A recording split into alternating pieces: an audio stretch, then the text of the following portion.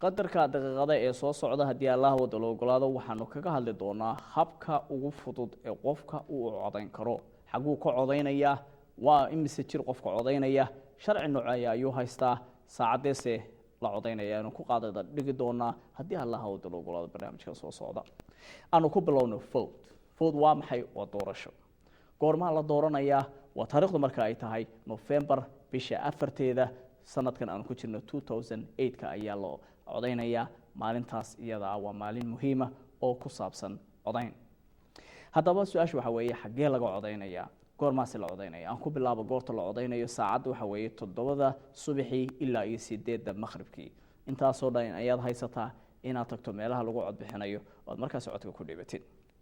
gelinka hore waxa laga yaabaa inuu fudud yahay 9 ilaa 2 duhur waxa laga yaabaa inuu firaaqay waayo dadku shaqo iyo iskuul bay ku maqan yihiin laakiin se galabtii waxa laga yaabaa inuu laymanka uu aad u dheer yahay marka waxa lagu baraarujinayaa dadku inay goor hore ay codeeyaan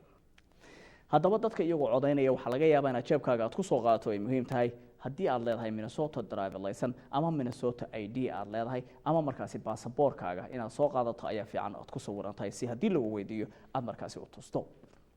waxa kale oo jira qofka inuu jiro 18 sano haddii aad ka yartahay 18 sano waxa laga yaabaa in aan lagu ogolaan inaad codayso laakiin se waana 18 sano ay ku buuxaan bilihii oo dhan meelaha laga codaynayo waa very simple waxaad tagaysaa Google www.google.com ka bacdina waxaad gelinaysaa meelaha laga codaynayo waxaana ku qoraysaa Bowling Minnesota sida aad hoos ka arkaysid marka aad geliso ayaa waxa ku soo baxaya adresskaaga inaad gelisid ayuu ku weydiinaya adresskaaga ayaad gelinaysaa ka bacdina waxa ku soo baxaya meesha aad ka codayn lahayd laga yaabo dadka qaar kood in isweydiiyaan haddii aanan markii hore isdiiwaan galin in aan codka bixiyo maxaa laga doonayaa waxa laga doonayaa qodob badan soo socda waxa dadka qaar kood laga yaabeen mararka qaar kood ay ku soo diraan waraaq ay leeyihiin isma aadan diiwaan galin iyada laftigeeda waxa la mid tahay qof markaas aan isdiiwaan galin laakiin se waxa jira shuruudaha soo socda inaad buuxisid haddii aadan isdiiwaan galin waxa lagaaga baahan yahay inaad la timaadid meesha lagu bixinayo cod bixinta oo gacanta aad ka soo qaadatid wax qad cadeynaysa wax cadeynaya inaad Minnesota darwalnimadeeda haysatid oo afka Ingiriiska loo yaqaan driver license ama markaasi state-ka ID-giisa inaad wadatid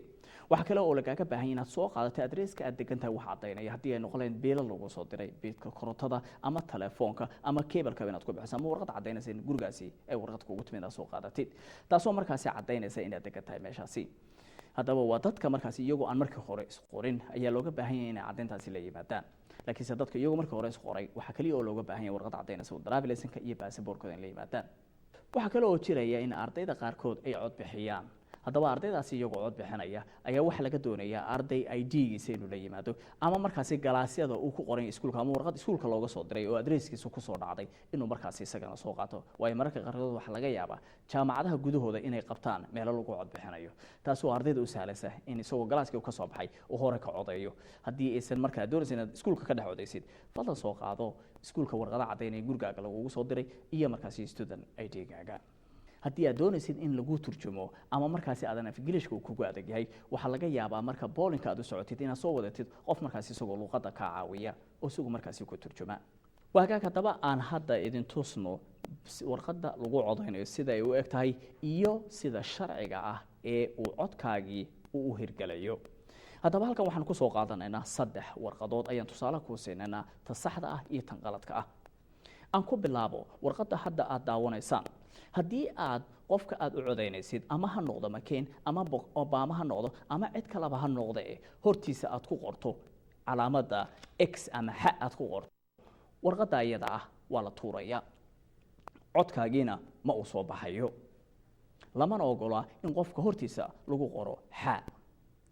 haddaba waxa kale oo jira warqadan labaad sida hortiina tala aad ku arkaysaan qof isagoo markaasi ku qoray sax oo sidii Soomaaliyan imtixaanada u gali jirnay haddaba haddii aad ku horqorto qofka aad codeynaysid ama Obama ha noqdo ama McCain ha noqdo ama qof kale ha noqdo warqada iyada ahna waa la tuuraya oo codkaasi mid sax ah ma aha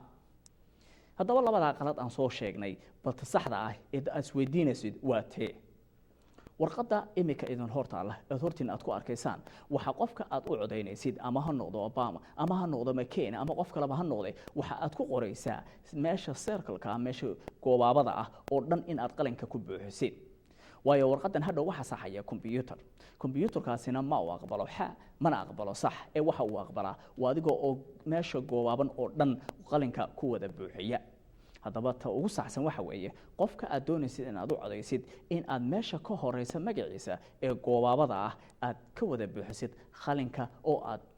circlekaas oo dhan aad ku wada qarisid qalinka oo jira warqadda baaladka ama warqadda codbixinta inay ku wada qoran yihiin dad badan oo iyagu markaasi isharaxaya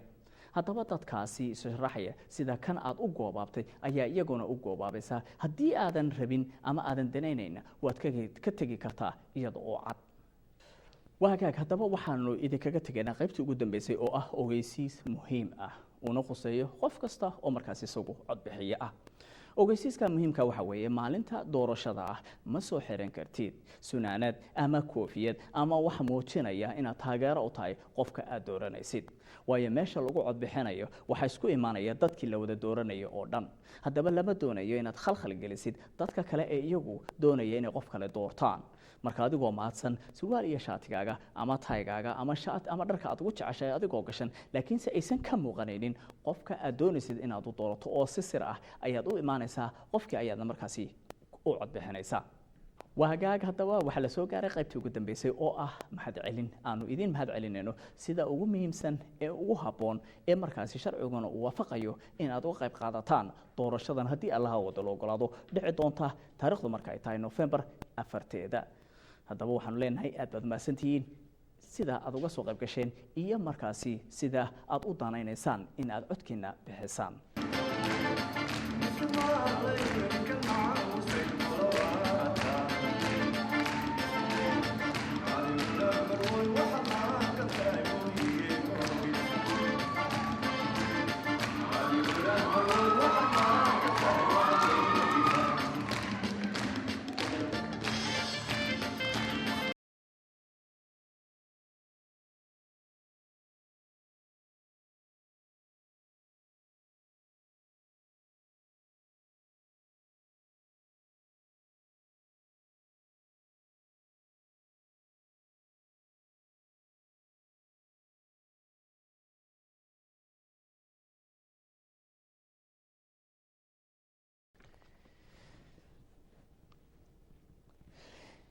waxa laga yaabaa dadka qaarkood inay hore isku diiwaan galiyeen si ay u codayaan laakiinse dadka qaarkoodna aysan isdiiwaan galin haddaba haddii aadan marka hore isdiiwaan galin maxaad samaynaysaa